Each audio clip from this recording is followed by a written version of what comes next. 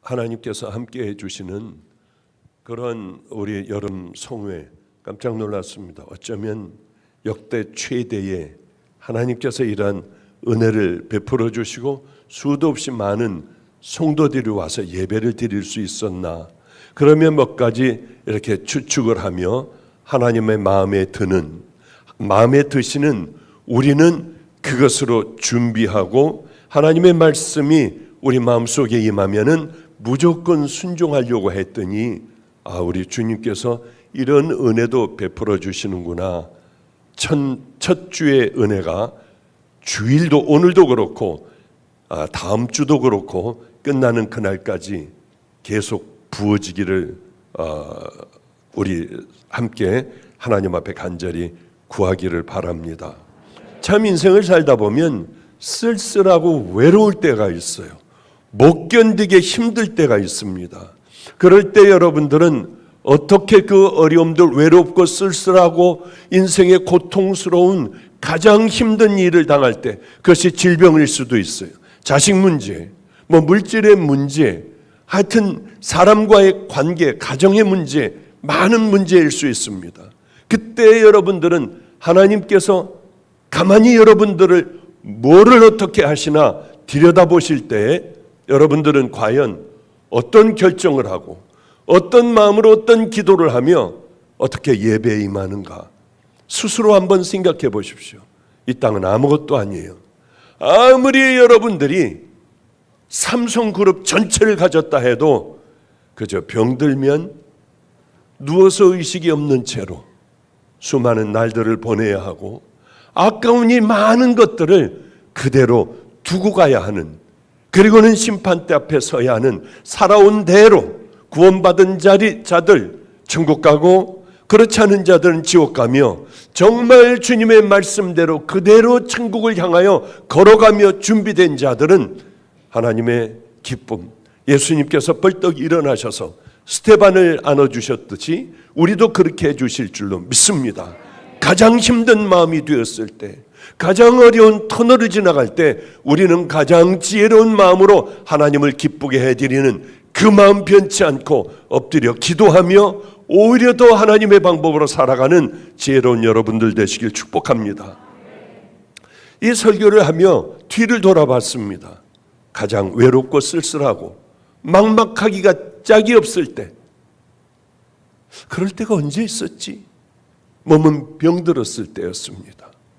그러니까 조금만 걸으면 심장이 터져나갈 것 같이 심장이 막 뛰는 거예요. 힘이 없어요. 뭘 못 먹어요. 병원도 못 가요. 먹으려 해도 아무것도 먹을 게 없어요. 그런데 애들은 자꾸 사고를 치고 교도소로 가고요. 애들은 거듭남이 없어요. 나는 왜 이 길로 왔을까? 그래, 이렇게 안 되니 내가 더러운 죄인이기 때문에 그럴 거야. 나는 세상에서 얼마나 많은 죄를 졌어. 세상에서 졌던 죄들을 다 써내려가기 시작을 하면 쓰다가 말고 울고 밤에 그것을 보며 통곡을 하며 나같이 죽일 놈이 없구나. 나는 그저 천국 맨 끄트머리만 붙어 들어가면 돼. 이런 마음으로 늘 살아갔는데 어느 날 충주소년원에 있는 아이가, 저하고 함께 살던 아이요, 정을 제일 많이 줬던 아이가 또 범죄를 하게 되었어요. 그래서 그만 그 중학교 2학년 때인가 그 아이가 충주 교도소로 가게 됐습니다. 목사님이 면회 안 오시면은 저는 애들에게 죽도록 매를 맞아요. 우리 운동회를 한대요. 통닭을 사갖고 와주세요. 두려워요. 매 맞는 게 무서워요. 이러며 편지가 장황하게 왔어요. 저는 갈 돈도 없고 통닭을 살 돈도 없고 몸은 아파서 그저 죽어가요. 그때 병원에 가서 아르바이트를 할까? 그러면 충분한 돈을 하나 얻을 수 있는데 한 일주일만 가서 하면 어떨까? 아무것도 없잖아. 아니야, 난 종이야. 당당하게 난 믿음의 길을 걸어가야 할 종이야. 먹을 게 없다고 옛날로 다시 돌아가지는 않을 거야. 그러며 싸우고 있는 그때 지금 임철 목사가 저하고 신학대학원을 같이 다녔습니다. 저보고 삼촌이라고 그랬어요. 나이가 워낙 차이가 지니까 삼촌이라고 그랬습니다. 그런데 그때 관작감리교회 전도사였어요. 관작감리교회는 양철 지붕으로 바람만 불어도 날아갈 것 같은데 교인이 몇 명 없었습니다. 저 시골이었어요. 예산, 그 중에서도 이 시골길로 들어가야 있는 작은 교회, 교인도 별로 없는 교회. 임 전도사, 내가 지금 너무 힘든 문제가 있어. 나 이거 아프고 한 건 다 괜찮아. 그런데 애가 매를 맞는다니 어쩌면 좋지? 염려 마시오. 그때는 그렇게 저 충청도 말을 썼습니다. 지금은 아주 세련되졌지만요. 우리 부목사로 왔을 때 다 같이 인사들 하시오. 할렐루야, 인사들 하시오. 그랬었거든요. 그래서 제가 막 뭐라고 그랬어요. 그랬시오 저랬시오 하는 거 좀 버리고 그래요 저래요 이 얘기를 해라. 그러면 우리 집에서 근 2년 동안 훈련을 받았습니다. 같이 살면서요. 어쨌든 간에 염려하지 마세요. 우리 교인 데리고 가면 되잖아요. 그 얘기를 들었을 때 머리서부터 발끝까지요, 솟아나는 그 힘이라고 하는 건 모든 걸 다 떨쳐버릴 수 있겠더라고요. 그래? 그러면은 통닭도 가져올 수 있어? 우리 잔뜩 싸갈게요. 그래, 그러면은 싸와 해가지고 드디어 그날이 와서 같이 가게 됐는데 아직도 기억이 납니다. 교인, 여자 교인 2명이었어요. 통닭도 싸올 뿐만이 아니라 김밥서부터 먹을 것들을 잔뜩 싸가지고 그리고 왔어요. 이게 한 25년 전의 일이거든요. 그런데 그때에 저는 지금도 기도해요. 왜냐하면은 잊을 수가 있겠나요? 그 집에는 감나무가 있대요. 감도 싸갖고 왔어요. 하나님, 저 성도의 이름은 생각나지 않지만은 감나무 있는 그 집. 또 쌍둥이 엄마, 그때 쌍둥이 2아이를 데려왔잖아요. 쌍둥이 엄마를 주여 기억하소서. 감나무집을 주여 기억하소서. 왜 그렇게 기도를 하느냐 하면은 그때 그렇게 갖고 온 거예요. 그런데 체육대회가 있었습니다. 운동회 같은 거죠. 다리를 둘이 같이 묶고 하나 둘 하면서 운동장을 뛰는 그러한 것도 있었고요. 줄다리기, 우리 편 저쪽으로 또 나뉘어가지고 열심히 나가 임철 목사가 죽어라 하고 가서 줄다리 줄 당기기도 하고 하여튼 뛰기도 하는데 너무 행복했어요. 세상의 그 무엇과 이것과 비교할 수가 있을까? 아이는 자랑스럽게 다리 하나를 뜯어가지고요, 못 먹고 있는 개 매맞을 그 아이에게도 갖다가 주기도 하고 하며 우리는 다 그렇게 행복하게 지내왔습니다. 쌍둥이 엄마, 감나무집 그 집. 이게 가장 사람이 어려울 때에 지푸라기라도 붙잡고 싶은 그 심정일 때에 하나님 앞에도 내가 버림받았어. 나는 그 죄로 나는 주님께서도 나를 떨쳐내버리셨어. 그러기에 이렇게 해도 안 되고 나는 병들어 죽어가고 있잖아. 그런데도 그때 주님이 날 사랑하시는구나. 주님께서는 그냥 지나가지 않으시는구나. 버림받은 줄 알았는데 그런 사건을 통하여 저는 다시 힘을 낼 수가 있었어요. 그리고는 그때 이렇게 생각을 했습니다.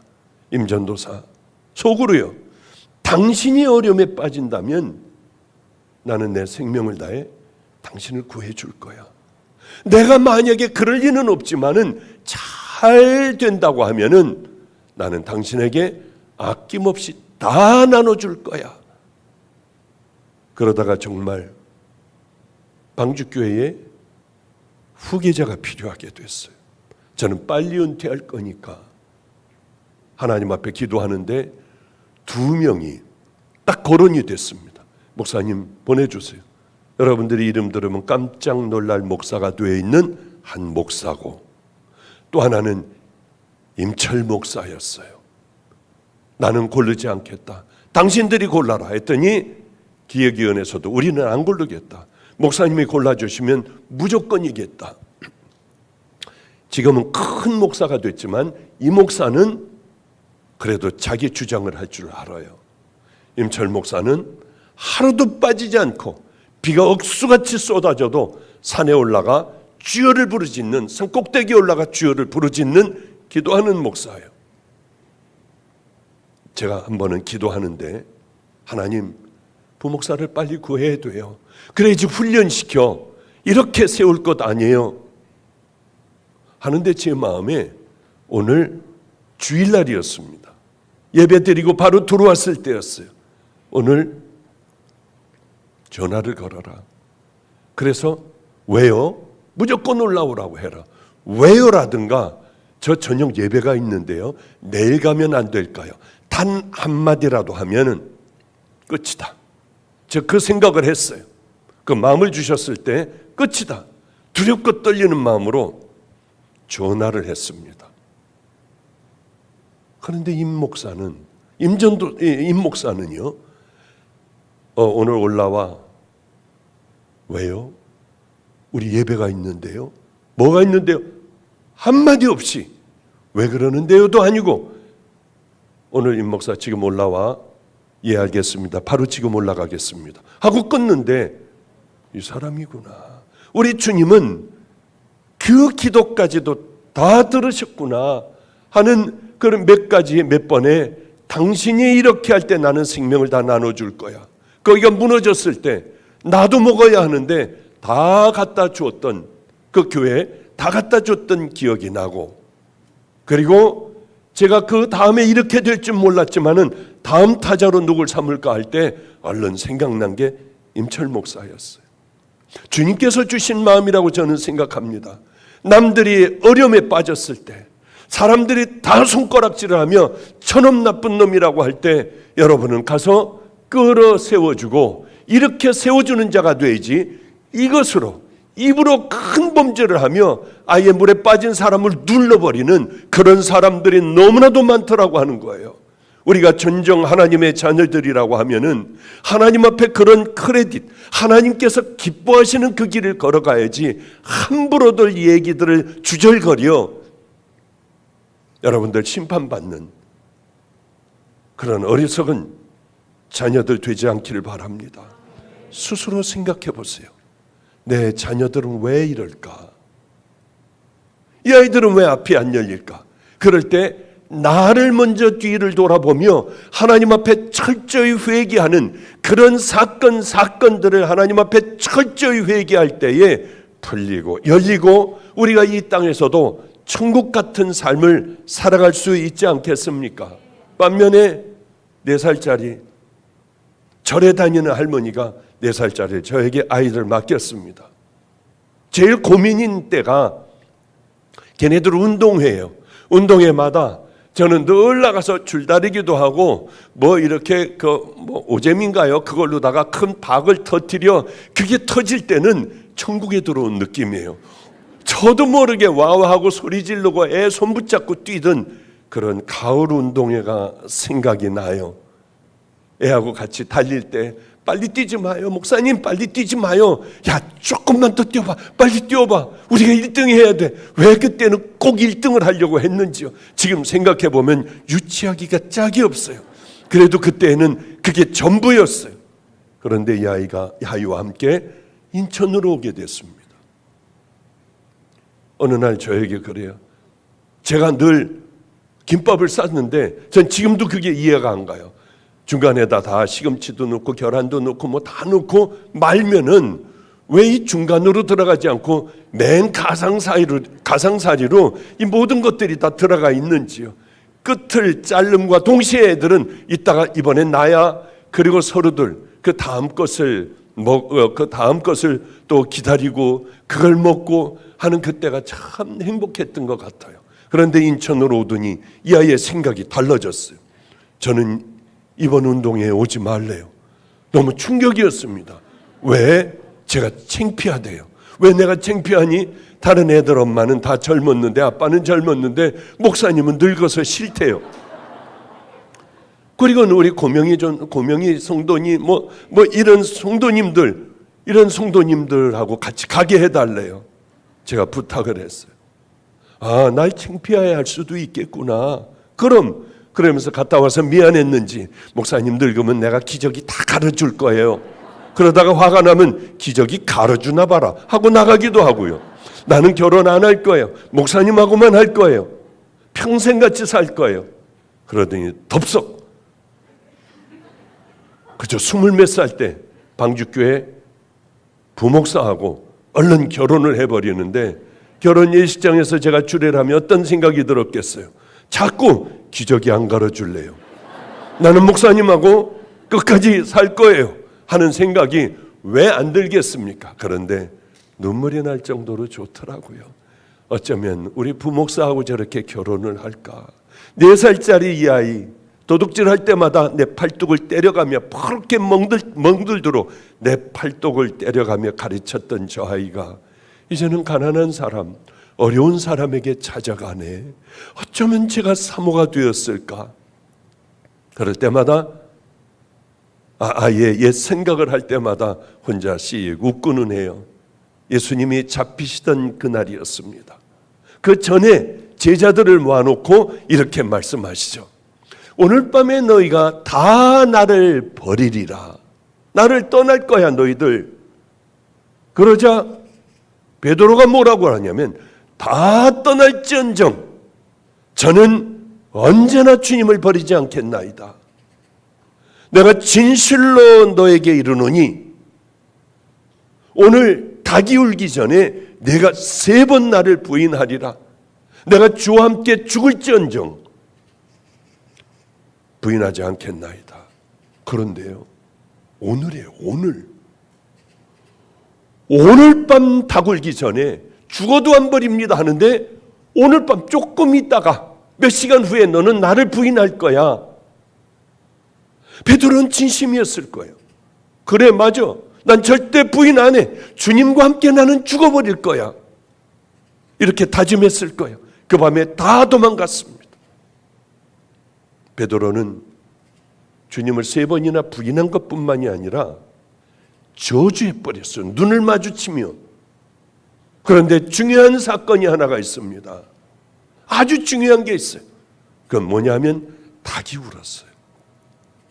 많은 사람들은 이 닭 울음소리에도 끄떡 안 하고 그저 도망가고 별로 양심의 가책을 느끼질 못해요. 그러나 우리들과 베드로가 다른 이유는 이런 하나님의 말씀을 그저 매 주일마다 들으면서도 우리는 아무리 닭 울음소리에, 목사의 닭 울음소리에 끄떡하지 않지만은 베드로는 나가서 심히 통곡을 했다고 했어요. 심히 통곡이요. 왜 베드로가 예수님을 부인했을까요? 다른 거 아니에요. 두려웠어요. 우리는 왜 예수님을 부인할까요?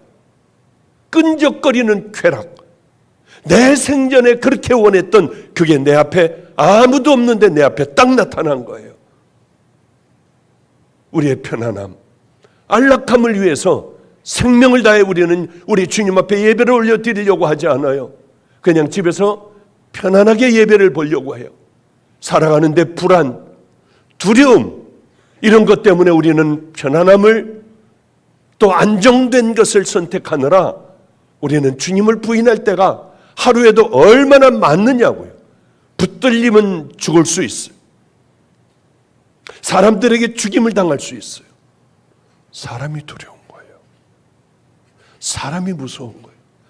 우리의 삶을 보면 하나님보다 사람을 훨씬 더 두려워해요.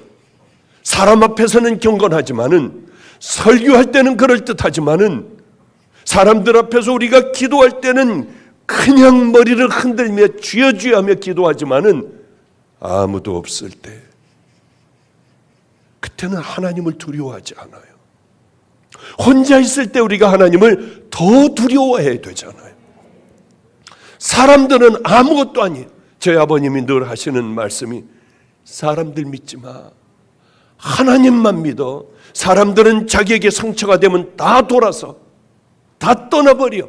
그게 인생들이란다. 생명을 다해 평생 내 앞에서 그 헌신 봉사하며 교회에서 헌신 봉사하던 사람도 마음 한번 다치면은 남이 되어버리고 결국은 다 떠나버리는 게 이게 인생이야. 그 인생은 또 돌아다니고 여기 또 갔다 저기 갔다가 늘 상처받으며 그렇게 살아가는 인생이 돼. 그러니 너는 사람을 믿지 마. 하나님만 믿어야 해. 하나님을 두려워하기보다 사람을 너무나도 두려워해요. 사람들이 뭐라고 하는 것을 훨씬 더 두려워해요. 저 사람들이, 성도들이 내게 뭐라고 생각할까 보다 하나님께서 뭐라고 하실까를 더 두려워하는 것이 성도들인 거예요. 그런데 우린 그렇지 못해요. 하나님께서 제일 싫어하시는 게 뭘까요? 싫어하는 건 하지 말아야 할 것 아닙니까? 제일 싫어하시는 것, 악한 죄악들이에요. 끈질긴 우리 본성이에요. 그러면 우리 같은 죄인들이 제일 싫어하는 게 뭘까요? 심판대 앞에서 주님이 뭐라고 할까 생각하십시오. 나 어디로 가고 있나 한번 생각해 보십시오. 나 가는 길 맞나 한번 생각해 보십시오. 그거 이제 그만 얘기하래요. 카톡으로 별게 다 와요. 하나님, 이거 다 내 스승으로 여기게 해주세요. 야, 이 새끼야 해도 하나님 이거 나 당연히 먹어야 할 욕으로 생각하게 해주세요. 이것저것 카톡 오는 것마다 하나님 나 이거 받아들이게 해주세요. 이게 내 모습으로 알게 해주세요. 그 기도 하루에도 꽤 많이 해요. 죄인이 제일 싫어하는 게 뭐냐면 너 잘못했다. 너 지옥 간다. 그런데 죽음 이후에 우리들에게는 반드시 우리는 왼쪽인지 오른쪽인지 우리가 살아온 삶, 십자가를 만난 그 삶을 통하여 우리는 결정이 된다. 성경은 이렇게 얘기하고 있어요. 몸은 죽여도 영혼은 능히 죽이지 못하는 자들을 두려워하지 말고 영이나 육신이나 다 지옥에 쳐낼 자, 능히 지옥에서 멸할 자를 너희들은 두려워해야 한다. 우리에게 그 얘기를 하고 계세요. 정말 우리가 다가올 심판대 앞에 반드시 서야 한다는 것을 분명히 안다면, 흔들릴 수 없는 사실이라면 나는 몇 년 남았을까? 저는 얘기하면 또 그대로 이루어질까 봐 두려워요. 저는 한 120은 살 것 같은데 하여튼 뭐 그거 가지고 아멘하지 말고요. 십자가의 은혜, 죄에 대하여 아멘하셔야 돼요. 그런데 그런 생각을 해요. 나는 그럼 몇 년 남았을까? 그거 생각 안 하는 사람들은 엉터리 중에도 엉터리예요. 그럼 이때가 되면 다 놓고 마가의 다락방도 내가 타던 차도 내 모든 이 살고 있는 이 집안도 다 놓고 가야 하는데, 그때는 선교센터로 다 만들어야 하는데 나 어떻게 살아가야 할까? 하나님이 인정해 주신 그 삶을 살아가야 할 텐데 나 그러면은 뭐를 어떻게 할까? 지금부터 차근차근 준비하고 하나님께서 싫어하실 작은 죄악이라도 자꾸 버리려고 애를 쓰며 주님 기뻐하시는 그곳을 향하여 한 걸음 한 걸음 다가가는 그 사람이 정말 지혜로운 자들 아니겠습니까? 그런데 이 심판이 다가와요. 누구에게나 여러분에게 다 다가옵니다. 그러면은 준비를 해야 되잖아요. 싸워야 되잖아요. 그런데요, 그것을 위하여 몸부림치는 삶은 없습니다. 계속 오늘 누가 지금 소천하려고 해요. 그럼 언제나 기도해 주는 게 이게 얼마나 많은지 몰라요. 그런데 그것을 몸부림치며 싸우는 믿음의 자녀들이 별로 없다는 거예요. 이게 악한 것들과 싸워 승리를 하는 그 삶을 살아가야 하잖아요. 그런데 그것을 하지를 못하는 거예요. 전부가 다. 왜 그럴까? 베드로는 내가 이렇게 하면 안 되는데 하는 생각을 하지 못해요. 죽임을 당하는 거예요. 이제 내 인생 끝장나는 거예요. 예수님같이 저렇게 채찍에 맞는 거예요. 대제사장 가야바의 뜰에서 예수님을 부인하는 베드로같이 우리는 이 많은 설교를 들으며 동일하게 죄를 짊어지고 죽음을 향하여 걸어가는 우리들이 아닌가. 예수님을 부인할 뿐만이 아니라 죽음을 향해 죄를 붙들고 달려가는 그 사람과 같은 삶을 우리는 살아가지 않느냐? 바로 이거예요.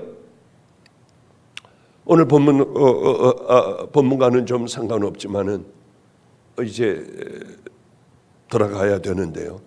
느부갓네살 왕이 이스라엘 백성들이 하도 범죄하니까 너희들 이제 포로로 잡혀간다. 너희들 인생은 끝장나버린다. 그래도 그들은 죄를 졌어요. 우리같이 심판대 앞에 서야만 합니다 해도 죄를 두려워하지 않고 죄를 붙들고 그 길을 향하여 그대로 내가 살아왔던 삶을 향하여 그대로 걸어가는 우리들과 같이요. 그들은 회개하지 않았어요. 하나님께서는 느부갓네살 왕을 통하여 이스라엘 다 포로로 잡아왔습니다. 하나님의 말씀 그대로 이루어졌어요. 그런데 금신상을 크게 만들어 놓고 여기다 절하는 자들, 절하지 않는다면 풀무불에 너희들을 집어넣겠다고 도장을 꽝 찍어 온 나라에 배포를 하고 금신상을 여기저기 세워놨습니다. 그런데 다니엘과 그 친구들 깜짝 놀랄 만한 고백을 해요. 만일 그럴 것이면 왕이여, 우리가 섬기는 우리 하나님이 우리를 극렬히 타는 풀무불 가운데서 능히 건져내시겠고 왕의 손에서도 건져내시리이다. 그리 아니하실지라도 왕이여, 우리가 왕의 신들을 섬기지도 아니하고 왕의 세우신 금신상에 절하지 않을 줄도 아옵소서. 이럴 때에 기적이 일어나는 거예요. 여러분들이 죄 가운데 있고 일상생활에 이제 힘든 고난의 세월이 우리에게 딱 닥쳐왔을 때 하나님 앞에 두 손을 들고 생명을 다해 통곡하며 기도할 때 하나님께서 이 땅에 기적을 베풀어 주시는 것이지, 그저 이렇게 죄 가운데 살다가 급하니까 주여 주여 붙들고 주여 삼창을 한다 하여 매일 새벽 기도를 다닌다 하여 그렇게 여러분들에게 기적을 베풀어 주시지는 않을 거라고 하는 거죠. 그렇게 하나님께서 우리를 극렬히 타는 불무불 가운데서 우리를 지켜주시지 않는다 할지라도 우리는 절 안 합니다. 우리는 하나님만 섬깁니다. 이럴 때 그들을 풀무불에 집어넣잖아요. 그래도 머리털 하나 타지 않고 그들은 거기서 나왔습니다. 한 사람이 더 있었는데 그가 바로 예수님이지 않겠습니까? 여러분, 예수님을 시인하면서 삽니까? 아니면은 아닙니까? 우리는 너무나도 배울 사람들이 너무 많아요. 어떻게 그렇게 해? 그런데 그렇게는 하지 못해도 더러운 내 죄들 하나하나 빼내가면서 살아가야 해요. 누가 그랬죠? 나 너에게 들어가기를 원하니? 나는 너에게 들어가고 싶다. 예, 들어오십시오. 네가 나가지 않으면은 내가 너에게 들어갈 수가 없어. 내가 나가버린다는 게 뭡니까? 주님으로 산다는 거예요. 성령님께서 내 안에 계셔서 이 더러움들, 이걸 버리라 하고 저걸 버리라고 하고 저기서 돌이켜야 한다 하고 이렇게 너는 걸어가야 한다는 그 말씀이, 이제는 그러려면 내가 하는 것이 아니에요. 내가 나가고 성령님이 들어오셔야만 우리는 거룩한 성도의 길을 걸어갈 수 있지 않겠습니까? 주기철 목사님은 우리의 더러운 죄 때문에 예수님께서 그 많은 고통을 당하셨다.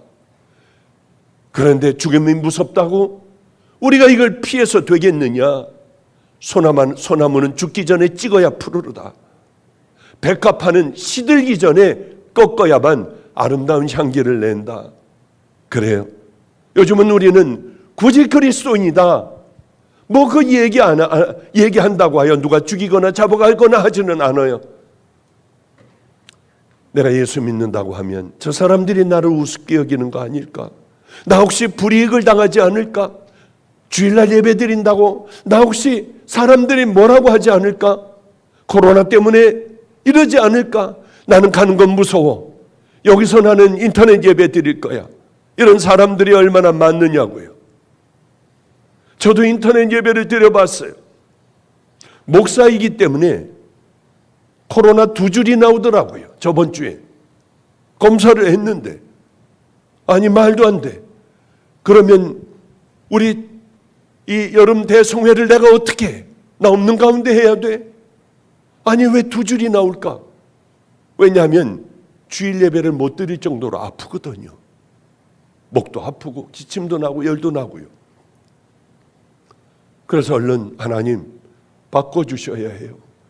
여름 대집회 어떻게 해요? 그러면 한 주 2주를 제가 쉬어야 되고 주일도 쉬어야 되잖아요. 그리고 주일날 못 갔어요. 가서 검사를 해봤습니다.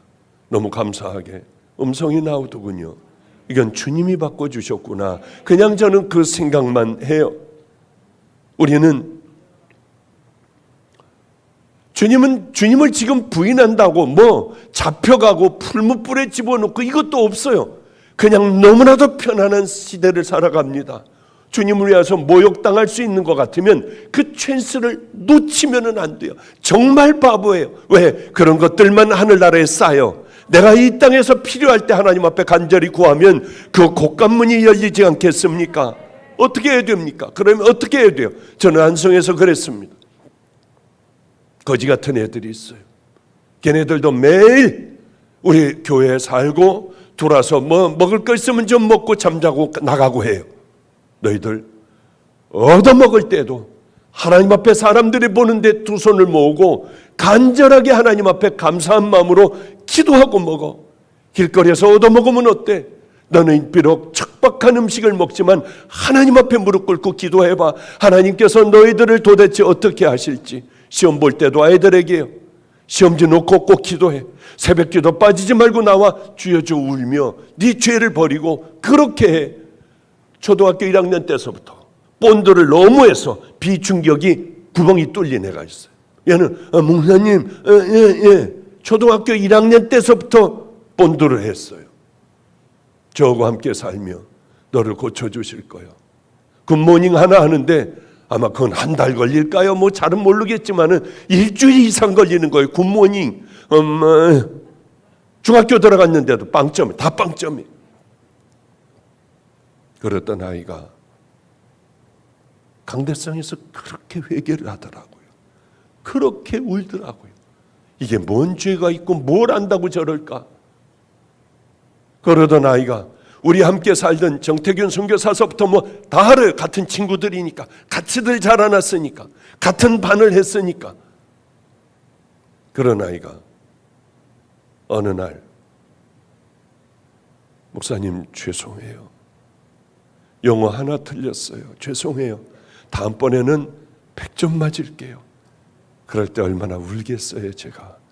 주님께서 또 만져주셨네. 우리 주님께서 저 아이 말도 똑바로 하게 하셨네. 그런 생각을 해요. 시험 볼 때도 조금 더 두려워하지 말고 하나님 앞에 간절히 기도해. 친구들과 사귈 때도 나는 하나님을 믿는 나는 자녀야. 그런데 너무 이상했던 거예요. 얘가 매 맞으면서도 애들에게 매 맞으면서도 얼굴들이 밝고 나무라고 하는 아이 신장 2쪽이 다 망가져. 애는 항상 열이 펄펄 나. 밥도 못 먹었어요. 보육원에서 보내는 아이였어요. 도시락을 하나를 잃어버리면 한 달간 도시락을 안 싸주기 때문에 얘는 점심 때 신장이 나쁜 이 아이가 이 한 달을 굶어야 해요. 하도 이놈이 저를 졸르더라고요. 급식 18,000원. 18,000원을 내달라고요. 기도만 했어요. 드디어 그 돈을 구하여 급식을 하게 했습니다. 이놈이 얼마나 맛있게 먹을까? 얘가 얼마나 행복할까 생각하면 제가 더 좋았어요. 어느 날 나무라는 아이를 데려왔습니다. 그 아이는 통통 얼굴이 부어 있었습니다. 신장이 양쪽이 다 망가졌기 때문에요.